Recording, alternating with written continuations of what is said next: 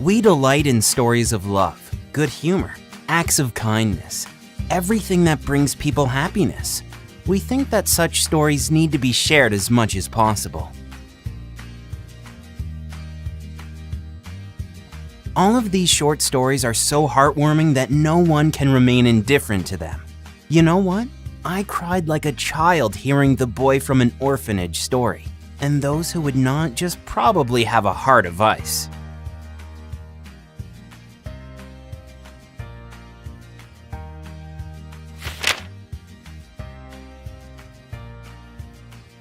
My cat saved my life.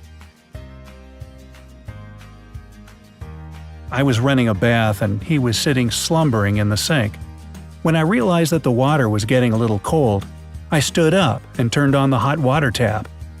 I slipped and fell. I woke up thanks to someone hitting my face. It turned out that I had been knocked out and almost drowned, but my little kitty had started meowing and hitting my face with his paws to wake me up.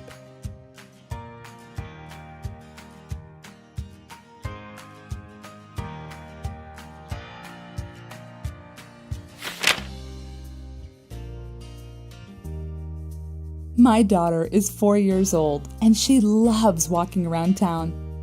She always enjoys listening to street musicians and giving them some change. Yesterday, we saw some people playing drums in the street. My daughter danced with them for 20 minutes, then gave them all the coins we had. She also handed out her sweets to them, all of her sweets and all of her coins.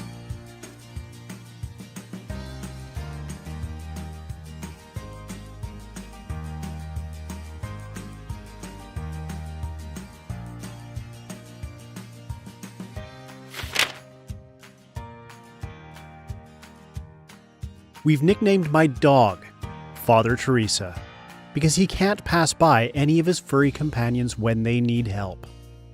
It all began one winter when he ran away out into the country and ended up bringing back 4 frozen puppies together with their mother.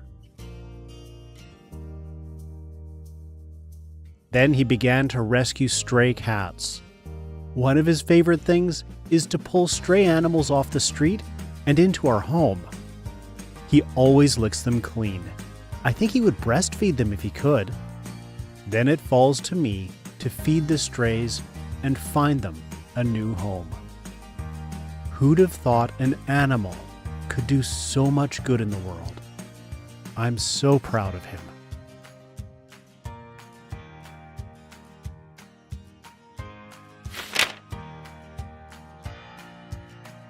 I left home to go study in a place 1,000 miles away.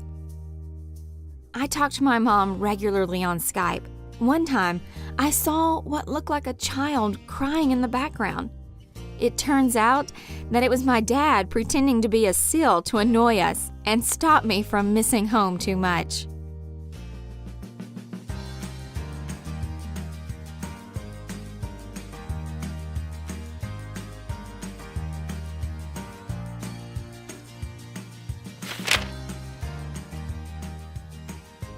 One evening, I was at the train station buying a ticket to get home.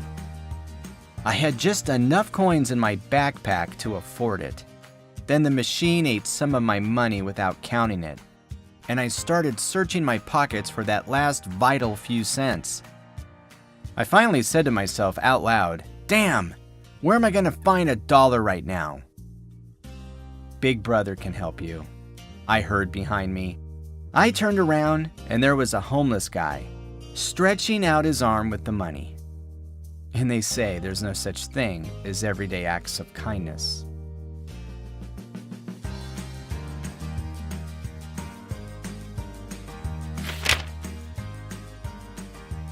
I can't stand my husband's soup, but when he makes it, I always eat it with a smile on my face.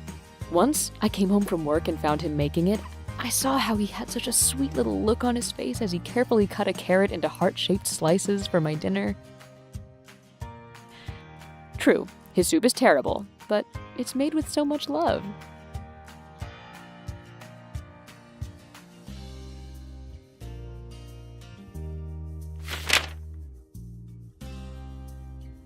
2 years ago, my now deceased grandfather presented me with his favorite book. Today, I decided to read it. I found a small glued envelope with $20 inside and a note saying, "When you get bored, buy yourself a couple of chocolate bars."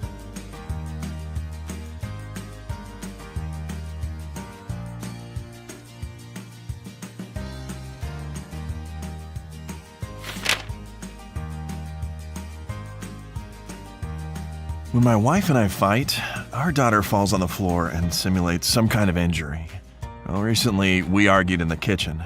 Our daughter had a nap in the hall, but when she heard us, she came to the kitchen and took me by the hand to go with her like she was afraid to sleep alone. She made me lie next to her, and we fell asleep. The kid doesn't let us fight, so we now live in peace.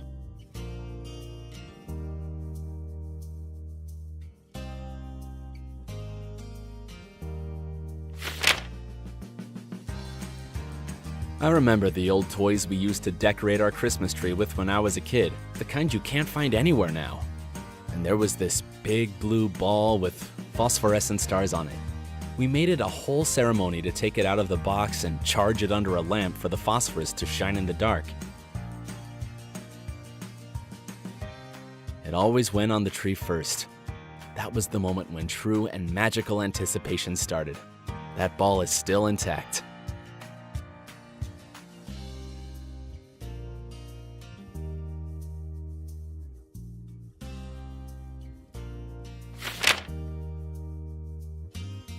In 2009, we adopted a little boy from an orphanage.